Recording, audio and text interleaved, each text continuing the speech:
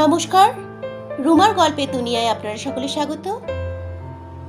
আজ আপনাদের শোনাব রবীন্দ্রনাথ ঠাকুরের লেখা গল্প তপস্বিনী। গল্প পাঠে আমি রুমা। বৈশাখ প্রায় শেষ হইয়া আসিল। প্রথম রাত্রে গুমট গেছে। বাঁশ গাছের পাতাটা পর্যন্ত নড়ে না। আকাশের তারাগুলো যেন মাথা ধরার বেদনায় দপদপ করিতেছে। রাত্রে 3টের সময় ঝিরঝির করিয়া একটুখানি বাতাস উঠিল। ষোড়শী শূন্য মেঝের ওপর খোলা জানালার নিচে শুইয়া আছে। একটা কাপড়ে মোড়া টিনের বাক্স তার মাথার বালিশ।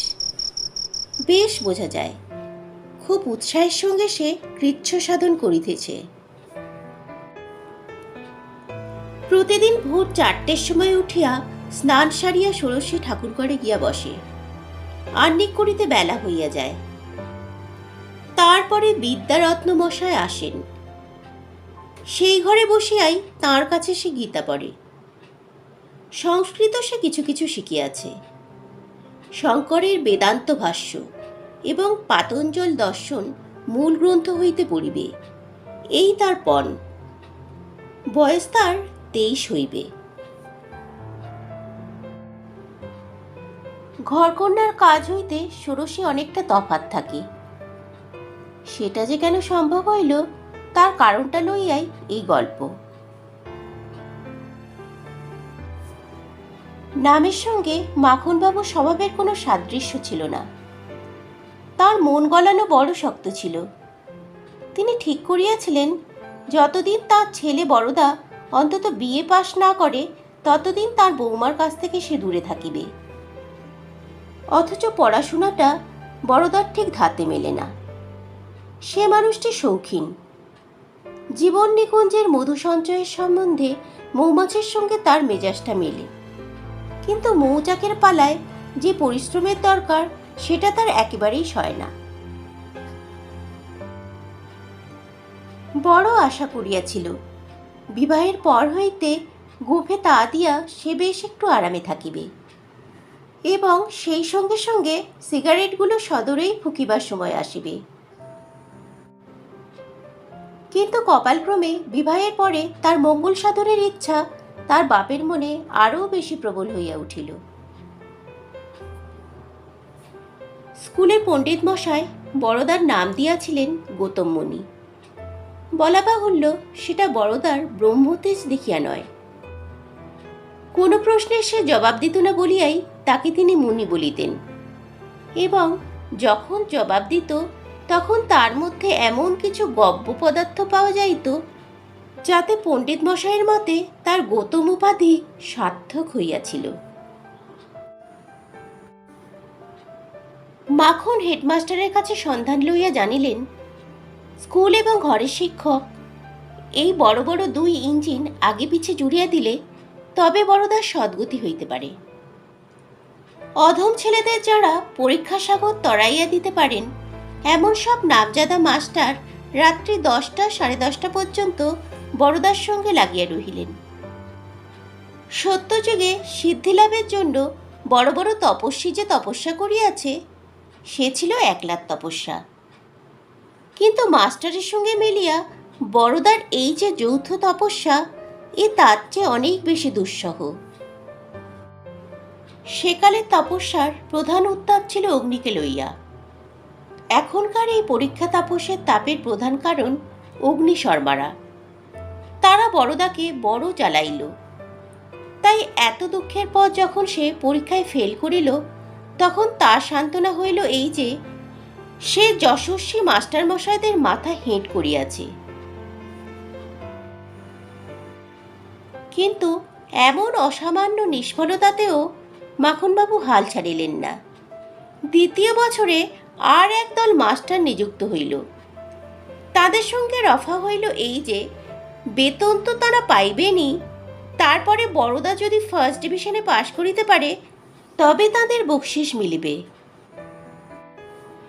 এবারেও বড়দা যথাসময়ে ফেল করিত, কিন্তু এই আসন্ন দুর্ঘটনাকে একটু বৈচিত্র্য দ্বারা সরস করিবার অভিপ্রায়ে এক্সামিনেশনের ঠিক আগের রাত্রে পাড়ার কবিরাজের সঙ্গে পরামর্শ করিয়া সে একটা বড় রকমের জোলাপের বড়ি খাইল এবং ধন্বন্তরীর কৃপায় ফেল করিবার জন্য তাকে আর সেনেট পর্যন্ত ছুটিতে হইল না।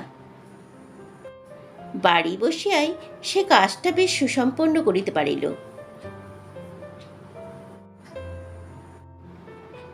রোগটা উচ্চ অঙ্গের সাময়িক পত্রের মতো এমনি ঠিক দিনে ঠিক সময়ে প্রকাশ পাইল যে মাখন নিশ্চয় বুঝিল এই কাজটা বিনা সম্পাদকতায় ঘটিতেই পারি না। এ সম্বন্ধে কোনো আলোচনা না করিয়া তিনি বরদাকে বলিলেন যে তৃতীয়বার পরীক্ষার জন্য তাকে প্রস্তুত হইতে হইবে, অর্থাৎ তার সশ্রম কারাদণ্ডের মেয়াদ আরও 1 বছর বাড়িয়া গেল। অভিমানের মাথায় বড়দা একদিন খুব ঘটা করিয়া ভাত খাইল না। তাহাতে ফল হইল এই, সন্ধেবেলাকার খাবারটা তাকে আরও বেশি করিয়া খাইতে হইল। মাখনকে সে বাঘের মতো ভয় করিত, তবু মরিয়া হইয়া তাকে গিয়া বলিল, এখানে থাকলে আমার পড়াশুনো হবে না। মাখন জিজ্ঞাসা করিলেন, কোথায় গেলে সেই অসম্ভব ব্যাপার সম্ভব হতে পারবে? সে বলিল, বিলাতে। মাখন তাকে সংক্ষেপে বুঝাইবার চেষ্টা করিলেন এ সম্বন্ধে তার যে গোলটুকু আছে সে ভূগোলে নয়, সে মগজে। সপক্ষের প্রমাণস্বরূপে বরদা বলিল, তারই একজন সতীর্থ এন্ট্রান্স স্কুলে 3য় শ্রেণীর শেষ বেঞ্চিটা হইতে একেবারে 1 লাফে বিলাতের একটা বড় এক্সামিনেশন মারিয়া আনিয়াছে। মাখন বলিলেন, বরদাকে বিলাতে পাঠাইতে তার কোনো আপত্তি নেই, কিন্তু তার আগে তার বিএ পাশ করা চাই। এও তো বড় মুশকিল। বিএ পাশ না করিয়াও বরদা জন্মিয়াছে, বিএ পাশ না করিলেও সে মরিবে, অথচ জন্ম মৃত্যুর মাঝখানটাতে কোথাকার এই বিএ পাশ বিন্ধ্য পর্বতের মতো খাড়া হইয়া দাঁড়াইল। নড়িতে চড়িতে সকল কথায় ওইখানটাতে গিয়াই ঠোকর খাইতে হইবে। কলিকালে অগস্ত্যমুনি করিতেছেন কি? তিনিও কি জটা মুড়াইয়া বিয়ে পাশে লাগিয়াছেন? খুব একটা বড় দীর্ঘ নিঃশ্বাস ফেলিয়া বরদা বলিল, বারবার 3 বার, এইবার কিন্তু শেষ। আর একবার পেন্সিলের দাগ দেওয়া বইগুলা তাকের উপর হইতে পাড়িয়া লইয়া বরদা কোমর বাঁধিতে প্রবৃত্ত হইতেছে। এমন সময় একটা আঘাত পাইল, সেটা আর তা সহিল না।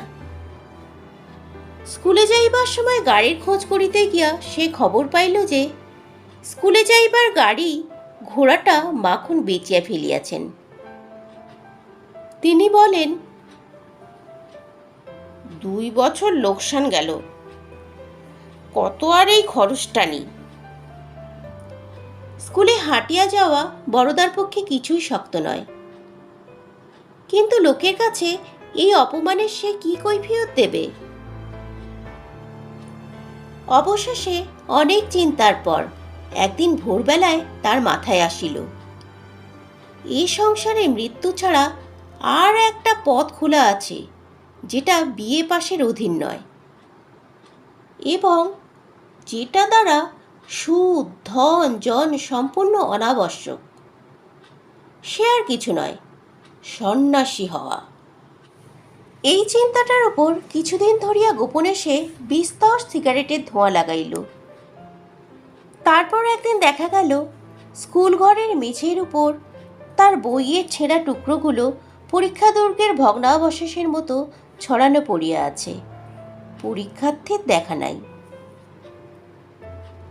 টেবিলের ওপর 1 টুকরা কাগজ ভাঙা কাঁচের গেলাস দিয়ে চাপা, তাহাতে লেখা, আমি সন্ন্যাসী, আমার আর গাড়ির দরকার হইবে না, শ্রীযুক্ত বরদানন্দ স্বামী। মাখনবাবু কিছুদিন কোনো খোঁজই করিলেন না। তিনি ভাবিলেন বড়দাকে নিজের গরজেই ফিরিতে হইবে। খাঁচার দরজা খোলা রাখা ছাড়া আর কোনো আয়োজনের দরকার নাই। দরজা খোলাই রহিল, কেবল সেই বইগুলার ছেঁড়া টুকরা সাফ হইয়া গেছে, আর সমস্তই ঠিক আছে। ঘরের কোণে সেই জলের খোঁজার উপরে কানা ভাঙা গেলাসটা উপুর করা, তেলের দাগে মলিন চৌকিটার আসনের জায়গায় ছারপোকার উৎপাত ও জীর্ণতার ত্রুটি মোচনের জন্য একটা পুরাতন অ্যাটলাসের মলাট পাতা। একধারে একটা শূন্য প্যাক বাক্সের উপর একটা টিনের তোরঙ্গে বড়দার নাম আঁকা। দেওয়ালের গায়ে তাকের উপর একটা মলাট ছেঁড়া ইংরেজি বাংলা ডিকশনারি, হরপ্রসাদ শাস্ত্রীর ভারতবর্ষের ইতিহাসের কতকগুলো পাতা, এবং মলাটে রানী ভিক্টোরিয়ার মুখ আঁকা অনেকগুলো এক্সারসাইজ বই। এই খাতা ঝাড়িয়া দেখিলে ইহার অধিকাংশ হইতে অকডেন কোম্পানির সিগারেট বাক্স বাহিনী বিলাতি নটিদের মূর্তি ঝরিয়া পড়িবে। সন্ন্যাস আশ্রয়ের সময় পথের সান্ত্বনার জন্য এগুলো যে বড়দা সঙ্গে লয় নাই, তাহা হইতে বোঝা যাইবে তার মন প্রকৃতিস্থ ছিল না। আমাদের নায়কের তো এই দশা। নায়িকা ষোড়শী তখন সবে মাত্র ত্রয়োদশী। বাড়িতে শেষ পর্যন্ত সবাই তাকে খুকি বলিয়া ডাকিত। শ্বশুরবাড়িতেও সে আপনার সেই চিরশৈশবের খ্যাতি লইয়া আসিয়াছিল। এই জন্য তার সামনেই বড়দার চরিত্র সমালোচনায় বাড়ির দাসীগুলোর পর্যন্ত বাধিত না। শাশুড়ি ছিলেন চিররুগ্না। কর্তার কোনো বিধানের ওপর কোনো কথা বলিবার শক্তি তাঁর ছিল না, এমনকি মনে করিতেও তাঁর ভয় করিত। পীর শাশুড়ির ভাষা ছিল খুব প্রখর। বড়দাকে লইয়া তিনি খুব শক্ত শক্ত কথা খুব চোখাচোখা করিয়া বলিতেন। তার বিশেষ একটু কারণ ছিল। পিতামহদের আমল হইতে কৌলেন্যের অপদেবতার কাছে বংশের মেয়েদের বলি দেওয়া এ বাড়ির একটা প্রথা। এই পিসি যার ভাগে পড়িয়াছিলেন সে একটা প্রচণ্ড গাঁজাখোর। তার গুণের মধ্যে এই যে সে বেশি দিন বাঁচে নাই। তাই আদর করিয়া যখন ষোড়শীকে তিনি যখন মুক্তাহারের সঙ্গে তুলনা করিতেন, তখন অন্তর্যামী বুঝিতেন ব্যর্থ মুক্তাহারের জন্য যে আক্ষেপ সে একা ষোড়শীকে লইয়া নয়। এক্ষেত্রে মুক্তাহারের যে বেদনাবোধ আছে সে কথা সকলে ভুলিয়াছিল। পিসি বলিতেন, দাদা কেন যে এত মাস্টার পণ্ডিতের পেছনে খরচ করেন তা তো বুঝি নে। লিখে পড়ে দিতে পারি, বড়দা কখনোই পাশ করতে পারবে না। পারিবে না এ বিশ্বাস ষোড়শীরও ছিল, কিন্তু সে এক মনে কামনা করিত যেন কোনো গতিকে পাশ করিয়া বড়দা অন্তত পিসির মুখের ঝাঁসটা মারিয়া দেয়। বড়দা প্রথমবার ফেল করিবার পর মাখন যখন দ্বিতীয়বার মাস্টারের বুহ বাঁধিবার চেষ্টায় লাগিলেন, পিসি বলিলেন, ধন্য বলি দাদাকে, মানুষ ঠেকেও তো শেখে। তখন ষোড়শী দিনরাত কেবল এই অসম্ভব ভাবনা ভাবিতে লাগিল। বড়দা এবার যেন হঠাৎ নিজের আশ্চর্য গোপন শক্তি প্রকাশ করিয়া অবিশ্বাসী জগৎটাকে স্তম্ভিত করিয়া দেয়। সে যেন প্রথম শ্রেণীতে সব প্রথমের চেয়েও আরো আরো অনেক বড় হইয়া পাশ করে, এত বড় যে স্বয়ং লাট সাহেব সওয়ার পাঠাইয়া দেখা করিবার জন্য তাহাকে তলব করেন। এমন সময়ে কবিরাজের অভ্যর্থ বড়িটা ঠিক পরীক্ষা দিনের মাথার উপর যুদ্ধের বোমার মতো আসিয়া পড়িল। সেটাও মন্দের ভালো হইত যদি লোকে সন্দেহ না করিত। পিসি বলিলেন, ছেলের এদিকে বুদ্ধি নেই, ওদিকে আছে। লাট সাহেবের তলব পড়িল না। ষোড়শী মাথা হেঁট করিয়া লোকের হাসাহাসি সহ্য করিল। সময়োচিত জোলাপের প্রহসনটা তার মনেও যে সন্দেহ হয় নাই এমন কথা বলিতে পারি না। এমন সময় বড়দা ফেরার হইল। ষোড়শী বড় আশা করিয়াছিল। অন্তত এই ঘটনাকেও বাড়ির লোকের দুর্ঘটনা জ্ঞান করিয়া অনুতাপ পরিতাপ করিবে। কিন্তু তাহাদের সংসার বড়দার চলিয়া যাওয়াকেও পুরা দাম দিল না। সবাই বলিল, এই দেখো না এলো বলে। ষোড়শী মনে মনে বলিতে লাগিল, কখনো না ঠাকুর, লোকের কথা মিথ্যা হোক, বাড়ির লোককে যেন হায় হায় করতে হয়। এইবার বিধাতা ষোড়শীকে বর দিলেন, তার কামনা সফল হইল। 1 মাস গেল, বড়দার দেখা নাই, কিন্তু তবু কারো মুখে কোনো উদ্বেগের চিহ্ন দেখা যায় না। 2 মাস গেল, তখন মাখনের মনটা একটু চঞ্চল হইয়াছে, কিন্তু বাহিরে সেটা কিছুই প্রকাশ করিলেন না। বৌমার সঙ্গে চোখাচোখি হইলে তার মুখে যদি বা বিষাদের মেঘ সঞ্চার দেখা যায়, পিসে মুখ একেবারে জ্যৈষ্ঠ মাসের অনাবৃষ্টির আকাশ বলিলেই হয়। কাজেই সদর দরজার কাছে একটা মানুষ দেখিলেই ষোড়শী চমকিয়া ওঠে। আশঙ্কা পাছে তার স্বামী ফিরিয়া আসে। এমনি করিয়া যখন 3য় মাস কাটিল, তখন ছেলেটা বাড়ির সকলকে মিথ্যা উদ্বিগ্ন করিতেছে বলিয়া পিসে নালিশ শুরু করিলেন। এও ভালো, অবজ্ঞার চেয়ে রাগ ভালো। পরিবারের মধ্যে ক্রমে ভয় ও দুঃখ ঘনাইয়া আসিতে লাগিল। খোঁজ করিতে করিতে ক্রমে 1 বছর যখন কাটিল, তখন মাখন যে বরদার প্রতি অনাবশ্যক কঠোরাচরণ করিয়াছেন সে কথা পিসিও বলিতে শুরু করিলেন। 2 বছর যখন গেল, তখন পাড়া প্রতিবেশীরাও বলিতে লাগিল, বড়দার পড়াশোনায় মন ছিল না বটে, কিন্তু মানুষটি বড় ভালো ছিল। বড়দার অদর্শনকাল যতই দীর্ঘ হইল, ততই তাহার স্বভাব যে অত্যন্ত নির্মল ছিল, এমনকি সে যে তামাকটা পর্যন্ত খাইত না, এই অন্ধবিশ্বাস পাড়ার লোকের মনে বদ্ধমূল হইতে লাগিল। স্কুলের পণ্ডিত মশাই স্বয়ং বলিলেন, এই জন্যই তো তিনি বড়দাকে গৌতম মুনি নাম দিয়াছিলেন। তখন হইতেই উহার বুদ্ধি বৈরাগ্যে একেবারে নিরেট হইয়াছিল। পিসি প্রত্যহই অন্তত একবার তাঁর দাদার জেদি মেজাজের উপরে দোষারোপ করিয়া বলিতে লাগিলেন, বড়দার এত লেখাপড়ার দরকারই বা কি ছিল? টাকার তো অভাব নাই।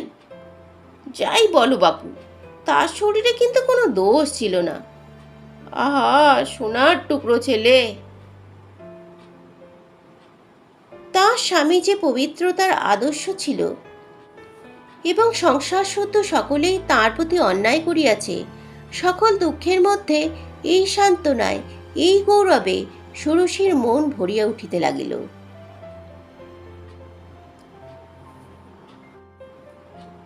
এদিকে বাপের ব্যথিত হৃদয়ের সমস্ত স্নেহ দ্বিগুণ করিয়া ষোড়শীর ওপর আসিয়া পড়িল। বৌমা যাতে সুখে থাকে, মাখনের এই একমাত্র ভাবনা। তার বড় ইচ্ছা ষোড়শী তাকে এমন কিছু ফরমাস করে যেটা দুর্লভ। অনেকটা কষ্ট করিয়া, লোকসান করিয়া তিনি তাকে একটু খুশি করিতে পারিলে যেন বাঁচেন। তিনি এমন করিয়া ত্যাগ স্বীকার করিতে চান যেটা তাঁর পক্ষে প্রায়শ্চিত্তের মতো হইতে পারে। ষোড়শী 15 বছরে পড়িল। ঘরের মধ্যে একলা বসিয়া যখন তখন তার চোখে জল ভরিয়া আসে। চিরপরিচিত সংসারটা তাকে চারিদিকে যেন আটিয়া ধরে। তার প্রাণ হাঁপাইয়া ওঠে। তার ঘরের প্রত্যেক জিনিসটা, তার বারান্দার প্রত্যেক রেলিংটা, আলিশার উপর যে কয়টা ফুলের গাছের টব চিরকাল ধরিয়া খাড়া দাঁড়াইয়া আছে, তারা সকলেই যেন অন্তরে অন্তরে তাকে বিরক্ত করিতে থাকিত। পদে পদে ঘরের খাটটা, আলনাটা, আলমারিটা তার জীবনের শূন্যতাকে বিস্তারিত করিয়া ব্যাখ্যা করে। সমস্ত জিনিসপত্রের উপর তার রাগ হইতে থাকে। সংসারে তার একমাত্র আরামের জায়গা ছিল ওই জানলার কাছটা। যে বিশ্বটা তার বাইরের, সেইটাই ছিল তার সবচেয়ে আপন। কেননা তার ঘর হইল বাহির, বাহির হইল ঘর। একদিন যখন বেলা 10টা, অন্তঃপুরে যখন বাটি, বারকোশ, ধামা, চুপড়ি, শিলনোড়া ও পানের বাক্সের ভিড় জমাইয়া ঘরকন্যার বেগ প্রবল হইয়া উঠিয়াছে, এমন সময় সংসারের সমস্ত ব্যস্ততা হইতে স্বতন্ত্র হইয়া জানালার কাছে ষোড়শী আপনার উদাস মনকে শূন্য আকাশের দিকে রওনা করিয়া দিতেছিল। হঠাৎ জয় বিশ্বেশ্বর বলিয়া হাঁক দিয়া এক সন্ন্যাসী তাহাদের গেটের কাছে অশ্বত্থতলা হইতে বাহির হইয়া আসিল। ষোড়শীর সমস্ত দেহতন্তু মিটটানা বিনার তারের মতো চরম ব্যাকুলতায় বাজিয়া উঠিল। সে ছুটিয়া আসিয়া পিসিকে বলিল, পিসিমা, ওই সন্ন্যাসী ঠাকুরের ভোগের আয়োজন করো। এই শুরু হইল। সন্ন্যাসীর সেবা ষোড়শীর জীবনের লক্ষ্য হইয়া উঠিল। এতদিন পরে শ্বশুরের কাছে বধূর আবদারের পথ খুলিয়াছে। মাখন উৎসাহ দেখাইয়া বলিলেন, বাড়িতে বেশ ভালো রকম একটা অতিথিশালা খোলা চাই। মাখনবাবুর কিছুকাল হইতে আয় কমিতেছিল, কিন্তু তিনি 12 টাকা সুদে ধার করিয়া সৎকর্মে লাগিয়া গেলেন। সন্ন্যাসীও যথেষ্ট জুটিতে লাগিল। তাদের মধ্যে অধিকাংশ যে খাঁটি নয়, মাখনের সে বিষয়ে সন্দেহ ছিল না, কিন্তু বৌমার কাছে তার আভাস দিবার জো কি? বিশেষত জটাধারীরা যখন আহার আরামের অপরিহার্য ত্রুটি লইয়া গালি দেয়, অভিশাপ দিতে ওঠে, তখন একদিন ইচ্ছা হইত তাদের ঘাড় ধরিয়া বিদায় করিতে, কিন্তু ষোড়শীর মুখ চাহিয়া তাহাদের পায়ে ধরিতে হইত। এই ছিল তার কঠোর প্রায়শ্চিত্ত। সন্ন্যাসী আসিলেই প্রথমে অন্তঃপুরে একবার তার তলব পড়িত।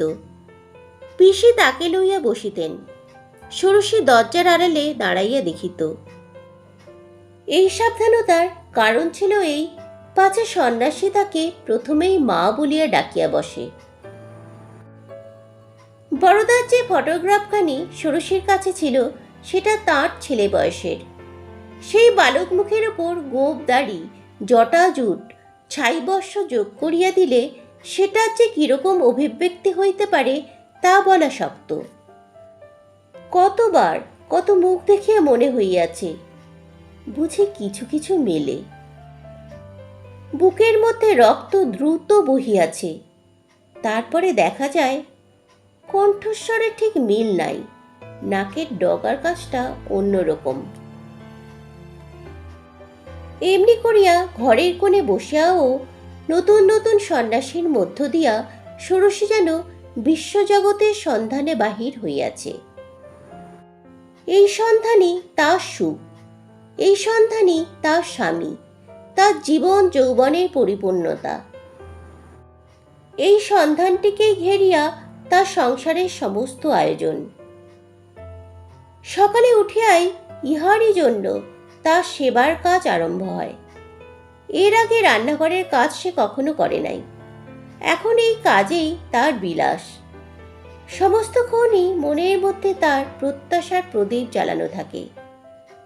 রাত্রে শুইতে যাইবার আগে, কাল হয়তো আমার সেই অতিথি আসিয়া পৌঁছিবে, এই চিন্তাটি তার দিনের শেষ চিন্তা।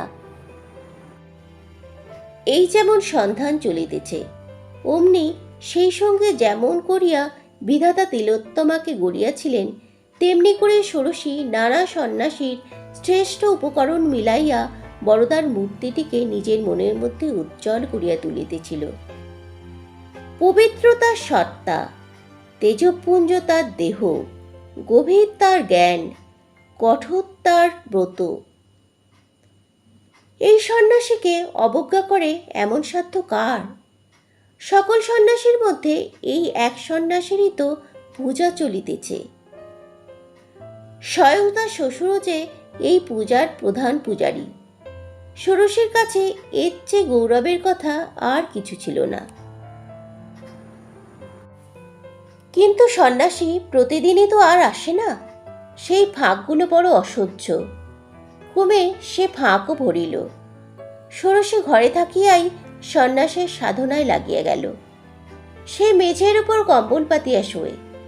একবেলা যা খায় তার মধ্যে ফলমূলই বেশি। গায়ে তার গেরুয়া রঙের তসর, কিন্তু সাধব্যের লক্ষণ ফুটাইয়া তুলিবার জন্য চওড়া তার লাল পাড় এবং কল্যাণের সিথির অর্ধেকটা জুড়িয়া মোটা একটা সিঁদুরের রেখা। ইহার উপরে শ্বশুরকে বলিয়া সংস্কৃত পড়া শুরু করিল।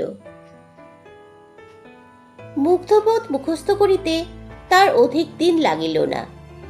পণ্ডিত মশাই বলিলেন, একেই বলে পূর্ব জন্মার্জিত বিদ্যা। পবিত্রতায় সে যতই অগ্রসর হইবে, সন্ন্যাসীর সঙ্গে তার অন্তরের মিলন ততই পূর্ণ হইতে থাকিবে, এই যে সে মনে মনে ঠিক করিয়াছিল। বাহিরের লোকে সকলেই ধন্য ধন্য করিতে লাগিল। এই সন্ন্যাসী সাধুর সাধ্যী স্ত্রীর পায়ের ধুলা ও আশীর্বাদ লইবার লোকের ভিড় বাড়িতে লাগিল। এমনকি স্বয়ং পিসিও তার কাছে ভয়ে সম্ভ্রমে চুপ করিয়া থাকেন। কিন্তু ষোড়শী যে নিজের মন জানিত, তার মনের রং তো আর গায়ের তসরের রঙের মতো সম্পূর্ণ গেরুয়া হইয়া উঠিতে পারে নাই। আজ ভোরবেলাটাতে ওই যে ঝিরঝির করিয়া ঠান্ডা হাওয়া দিতেছিল, সেটা যেন তার সমস্ত দেহমনের উপর কোন একজনের কানে কানে কথার মতো আসিয়া পৌঁছিল। উঠিতে আর ইচ্ছা করিতেছিল না। জোর করিয়া উঠিল, জোর করিয়া কাজ করিতে গেল। ইচ্ছা করিতেছিল জানালার কাছে বসিয়া তার মনে দু দিগন্ত হইতে বাঁশির যে সুর আসিতেছে সেইটি চুপ করিয়া শোনে। এক একদিন তার সমস্ত মন যেন অতি চেতন হইয়া ওঠে। রৌদ্রে নারিকেলের পাতাগুলো ঝিলমিল করে। সে যেন তার বুকের মধ্যে কথা কহিতে থাকে। পণ্ডিত মশাই গীতা পড়িয়া ব্যাখ্যা করিতেছেন, সেটা ব্যর্থ হইয়া যায়। অথচ সেই সময়ে তার জানলার বাহিরের বাগানে শুকনো পাতার উপর দিয়া যখন কাঠবিড়ালি খসখস করিয়া গেল, আকাশের হৃদয় ভেদ করিয়া চিলের একটা তীক্ষ্ণ ডাক আসিয়া পৌঁছিল। ক্ষণে ক্ষণে পুকুর পাড়ের রাস্তা দিয়া গরুর গাড়ি চলার একটা ক্লান্ত শব্দ বাতাসকে আবিষ্ট করিল। এই সমস্তই তার মনকে স্পর্শ করিয়া অকারণে ব্যাকুল করে। একে তো কিছুতেই বৈরাগ্যের লক্ষণ বলা যায় না। যে বিস্তীর্ণ জগৎটা তপ্ত প্রাণের জগৎ, পিতামহ ব্রহ্মার রক্তের উত্তাপ হইতে যার আদিম বাষ্প আকাশকে ছাইয়া ফেলিতেছিল, যা তার চতুর্মুখের বেদান্ত উচ্চারণের অনেক পূর্বের সৃষ্টি, যার রঙের সঙ্গে, ধ্বনির সঙ্গে, গন্ধের সঙ্গে সমস্ত জীবের নাড়িতে নাড়িতে বোঝাপড়া হইয়া গেছে, তারই ছোট বড় হাজার হাজার দূত জীব হৃদয়ের খাসমহলে আনাগোনার গোপন পথটা জানে। ষোড়শী তো কৃচ্ছ সাধনের কাঁটা গাড়িয়া আজও সে পথ বন্ধ করিতে পারিল না। কাজে গেরুয়া রঙকে আরো ঘন করিয়া গুলিতে হইবে। ষোড়শী পণ্ডিত মশাইকে ধরিয়া পড়িল। আমাকে যোগাসনের প্রণালী বলিয়া দিন। পণ্ডিত বলিলেন, মা, তোমার তো এ সকল পন্থার প্রয়োজন নাই। সিদ্ধি তো পাকা আমলকির মতো আপনি তোমার হাতে আসিয়া পৌঁছিয়াছে। তার পূর্ণ প্রভাব লইয়া চারিদিকে লোকে বিস্ময় প্রকাশ করিতে থাকে। ইহাতে ষোড়শীর মনে একটা স্তবের নেশা জমিয়া গেছে। এমন একদিন ছিল, বাড়ির ঝি চাকর পর্যন্ত তাকে কৃপা প্রার্থী বলিয়া মনে করিয়াছে। তাই আজ যখন তাকে পুণ্যবতী বলিয়া সকলে ধন্য ধন্য করিতে লাগিল, তখন তার বহুদিনের গৌরবের তৃষ্ণা মিটিবার সুযোগ পাইল। সিদ্ধি যে সে পাইয়াছে এই কথা অস্বীকার করিতে তার মুখে বাধে। তাই পণ্ডিত মশাইয়ের কাছে সে চুপ করিয়া রহিল। মাখনের কাছে ষোড়শী আসিয়া বলিল, বাবা, আমি কার কাছে প্রাণায়াম অভ্যাস করিতে শিখি বলো তো? মাখন বলিলেন, সেটা না শিখিলেও তো বিশেষ অসুবিধা দেখি না। তুমি যত দূরে গেছো সেখানেই তোমার নাগাল কজন লোকে পায়। তা হোক, প্রাণায়াম অভ্যাস করিতেই হইবে। এমনি দুর্দৈব যে মানুষও জুটিয়া গেল। মাখনের বিশ্বাস ছিল আধুনিককালের অধিকাংশ বাঙালি মোটামুটি তাঁরই মতো, অর্থাৎ খায় দায় ঘুমায় এবং পরের কুৎসাঘটিত ব্যাপার ছাড়া জগতে আর কোনো অসম্ভবকে বিশ্বাস করে না। কিন্তু প্রয়োজনের তাগিদে সন্ধান করিতে গিয়া দেখিল বাংলাদেশে এমন মানুষও আছে যে ব্যক্তি খুলনা জেলার ভৈরব নদের ধারে খাঁটি নৈমিষারণ্য আবিষ্কার করিয়াছে। এই আবিষ্কারটা যে সত্য তার প্রধান প্রমাণ ইহা কৃষ্ণ প্রতিপদের ভোরবেলায় স্বপ্নে প্রকাশ পাইয়াছে। স্বয়ং সরস্বতী ফাঁস করিয়া দিয়াছেন। তিনি যদি নিজ বেশে আসিয়া আবির্ভূত হইতেন তাহা হইলে ও বরঞ্চ সন্দেহের কারণ থাকিত। কিন্তু তিনি তার আশ্চর্য দেবীলীলায় হাঁড়ি চাচা পাখি হইয়া দেখা দিলেন। পাখির লেজে তিনটি মাত্র পালক, একটি সাদা, একটি সবুজ, মাঝেরটি পাটকিলে। এই পালক তিনটি যে সত্য, রজ, তম, ঋগ, যজু, সাম, সৃষ্টি, স্থিতি, প্রলয়, আজ, কাল, পরশু প্রভৃতি যে তিন সংখ্যার ভেলকিও লইয়া এই জগৎ, তাহারই নিদর্শন তাহাতে সন্দেহ ছিল না। তারপর হইতে এই নৈমিষারণ্যে যোগী তৈরি হইতেছে। দুইজন এমএসসি ক্লাসের ছেলে কলেজ ছাড়িয়া এমন যোগ অভ্যাস করেন। একজন সাব জজ তার সমস্ত পেনশন এই নৈমিষারণ্য ফান্ডে উৎসর্গ করিয়াছেন এবং তার পিতৃমাতৃহীন ভাগ্নেটিকে এখানকার যোগী ব্রহ্মচারীর সেবার জন্য নিযুক্ত করিয়া দিয়া মনে আশ্চর্য শান্তি পাইয়াছেন। এই নৈমিষারণ্য হইতে ষোড়শীর জন্য যোগ অভ্যাসের শিক্ষক পাওয়া গেল। সুতরাং মাখনকে নৈমিষারণ্য কমিটির গৃহীসভ্য হইতে হইল। গৃহীসভ্যের কর্তব্য নিজের আয়ের ষষ্ঠ অংশ সন্ন্যাসী সভ্যদের ভরণ পোষণের জন্য দান করা। গৃহীসভ্যদের শ্রদ্ধার পরিমাণ অনুসারে এই ষষ্ঠ অংশ অনেক সময় থার্মোমিটারের পাড়ার মতো সত্য অঙ্কটার উপরে নিচে ওঠানামা করে। অংশ কষিবার সময় মাখনেরও ঠিক ভুল হইতে লাগিল। সেই ভুলটার গতি নিচের অঙ্কের দিকে, কিন্তু এই ভুল চুকে নৈমিষারণ্যের যে ক্ষতি হইতেছিল ষোড়শী তাহা পূরণ করিয়া দিল। ষোড়শীর গহনা আর বড় কিছু বাকি রহিল না এবং তার মাসোহারার টাকা প্রতি মাসে সেই অন্তর্হিত গয়নাগুলোর অনুসরণ করিল। বাড়ির ডাক্তার অনাদি আসিয়া মাখনকে কহিলেন, দাদা করছো কি? মেয়েটা যে মারা যাবে। মাখন উদ্বিগ্ন মুখে বলিলেন, তাই তো, কি করি? ষোড়শীর কাছে তাঁর আর সাহস নাই। এক সময়ে অত্যন্ত মৃদুস্বরে তাকে আসিয়া বলিলেন, মা, এত অনিয়মে কি তোমার শরীর টিকবে? ষোড়শী একটুখানি হাসিল।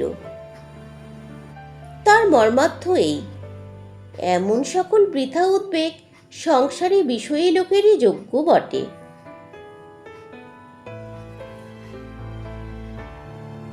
বড়দা চলিয়া যাইবার পরে 12 বৎসর পার হইয়া গেছে। এখন ষোড়শীর বয়স 25। একদিন ষোড়শী তার যোগী শিক্ষককে জিজ্ঞাসা করিল, বাবা, আমার স্বামী জীবিত আছেন কিনা তা আমি কেমন করে জানব? যোগী প্রায় 10 মিনিট কাল স্তব্ধ হইয়া চোখ বুজিয়া রহিলেন। তারপরে চোখ খুলিয়া বলিলেন, জীবিত আছেন।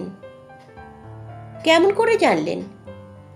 সে কথা এখনো তুমি বুঝবে না, কিন্তু এটা নিশ্চয় জেনো, স্ত্রীলোক হয়েও সাধনার পথে তুমি যে এতদূর অগ্রসর হয়েছ সে কেবল তোমার স্বামীর অসামান্য তপবলে। তিনি দূরে থেকেও তোমাকে সহধর্মিণী করে নিয়েছেন। ষোড়শীর শরীর মন পুলকিত হইয়া উঠিল। নিজের সম্বন্ধে তার মনে হইল ঠিক যেন শিব তপস্যা করিতেছেন, আর পার্বতী পদ্মবীজের মালা জপিতে জপিতে তার জন্য অপেক্ষা করিয়া আছেন। ষোড়শী আবার জিজ্ঞাসা করিল, তিনি কোথায় আছেন তা জানতে পারি? যোগী ঈষৎ হাস্য করিলেন, তারপরে বলিলেন, একখানা আয়না নিয়ে এসো। ষোড়শী আয়না আনিয়া যোগীর নির্দেশ মতো তার দিকে তাকাইয়া রহিল। আধ ঘন্টা গেলে যোগী জিজ্ঞাসা করিলেন, কিছু দেখতে পাচ্ছ? ষোড়শী দ্বিধাস্বরে কহিল, হ্যাঁ, যেন কিছু দেখা যাচ্ছে, কিন্তু সেটা যে কি তা স্পষ্ট বুঝতে পারছি নে। সাদা কিছু দেখছ কি? সাদাই তো বটে, যেন পাহাড়ের উপরে বরফের মতো। নিশ্চয়ই বরফ, কখনো পাহাড় তো দেখিনি, তাই এতক্ষণ ঝাপসা ঠেকছিল। এইরূপ আশ্চর্য উপায়ে ক্রমে ক্রমে দেখা গেল বরদা হিমালয়ের অতি দুর্গম জায়গায় লংচু পাহাড়ে বরফের উপর অনাবৃত দেহে বসিয়া আছেন। সেখান হইতে তপস্যার তেজ ষোড়শীকে আসিয়া স্পর্শ করিতেছে। এই এক আশ্চর্য কাণ্ড। সেদিন ঘরের মধ্যে একলা বসিয়া ষোড়শীর সমস্ত শরীর কাঁপিয়া কাঁপিয়া উঠিতে লাগিল। তার স্বামীর তপস্যা যে তাকে দিন রাত ঘেরিয়া আছে। স্বামী কাছে থাকিলে মাঝে মাঝে যে বিচ্ছেদ ঘটিতে পারিত, সে বিচ্ছেদও যে তার নাই, এই আনন্দে তার মন ভরিয়া উঠিল। তার মনে হইল সাধনা আরও বেশি কঠোর হওয়া চাই। এতদিন এবং যে পৌষ মাসটাতে যে কম্বল সে গায়ে দিতেছিল, এমনি সেটা ফেলিয়া দিতেই শীতে তার গায়ে কাঁটা দিয়া উঠিল। ষোড়শীর মনে হইল সেই লংচু পাহাড়ের হাওয়া তার গায়ে আসিয়া লাগিতেছে। হাত জোর করিয়া চোখ বুজিয়া সে বসিয়া রহিল। চোখের কোণ দিয়া অজস্র জল পড়িতে লাগিল। সেই দিনই মধ্যাহ্নে আহারের পর মাখন ষোড়শীকে তাঁর ঘরে ডাকিয়া আনিয়া বড়ই সংকোচের সঙ্গে বলিলেন, মা, এতদিন তোমার কাছে বলিনি, ভেবেছিলাম দরকার হবে না, কিন্তু আজ চলছে না। আমার সম্পত্তির চেয়ে আমার দেনা অনেক বেড়েছে। কোন দিন আমার বিষয় ক্রোধ করে বলা যায় না। ষোড়শীর মুখ আনন্দে দীপ্ত হইয়া উঠিল। তার মনে সন্দেহ রহিল না, এ সমস্তই তার স্বামীর কাজ। তার স্বামী তাকে পূর্ণভাবে আপন সহধর্মিণী করিতেছেন। বিষয়ে যেটুকু ব্যবধান মাঝে ছিল, সেও বুঝি এবার ঘুচাইলেন। কেবল উত্তরে হাওয়া নয়, এই যে দেনা, এও সেই লংচু পাহাড় হইতে আসিয়া পৌঁছিতেছে। এ তার স্বামীরই দক্ষিণ হাতের স্পর্শ। সে হাসি মুখে বলিল, ভয় কি বাবা? মাখন বলিলেন, আমরা দাঁড়াই কোথায়? ষোড়শী বলিল, নৈমিষারণ্যে চালা বেঁধে থাকব। মাখন বুঝিলেন ইহার সঙ্গে বিষয়ের আলোচনা বৃথা। তিনি বাহিরের ঘরে বসিয়া চুপ করিয়া তামাক টানিতে লাগিলেন। এমন সময়ে মোটর গাড়ি দরজার কাছে আসিয়া থামিল। সাহেবী কাপড় পরা এক যুবা টপ করিয়া লাফাইয়া নামিয়া মাখনের ঘরে আসিয়া একটা অত্যন্ত অসম্পূর্ণ ভাবে নমস্কারের চেষ্টা করিয়া বলিল, চিনতে পাচ্ছেন না? হে কি, বড়দা নাকি? বড়দা জাহাজের লস্কর লইয়া আমেরিকায় গিয়াছিল। 12 বৎসর পরে সে আজ কোনো এক কাপড় কাচা কল কোম্পানির ভ্রমণকারী এজেন্ট হইয়া ফিরিয়াছে। বাপকে বলিল, আপনার যদি কাপড় কাচা কলের দরকার থাকে খুব সস্তায় করে দিতে পারি। বলিয়া ছবি আঁকা ক্যাটালগ পকেট হইতে বাহির করিল।